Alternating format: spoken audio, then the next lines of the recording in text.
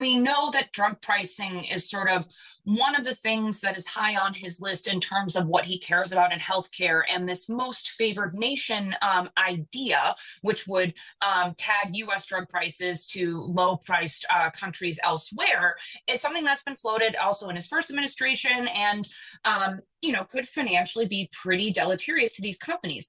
However, when we actually saw the speech and the meat of what was in the executive order, it was pretty light on details, nothing that's actionable right now. And I think the way that investors are interpreting it is that it's almost perhaps the start of a bargaining chip just to get the administration and industry in a room so they can, come out with maybe some great press conference down the road or something like that. But I think people are feeling much, much better than they did 40 or 24 hours ago.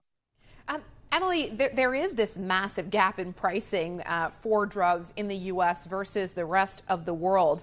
And if we do see the Trump administration go down the path of trying to close that gap, is it going to necessarily be the case that U.S. drug prices come closer to international drug prices? Or could we see other countries forced to raise drug prices? We had, Novartis, AstraZeneca be part of that letter to the Financial Times calling for Europe to raise drug prices, to bring more innovation to Europe, incentivize more innovation, because so much of it is incentivized in the U.S. given the drug pricing there. Yeah, and that is an excellent question. And, we had a policy expert at our global healthcare conference back in March who said that, Trump doesn't necessarily care if Americans pay less or Europeans pay more, but he doesn't like that Americans are getting a bad deal. And, we saw that letter in the FT. There was also a letter from the European Pharma Administration to the EC, just basically saying that, Europe needs to pay more of its fair share for innovation.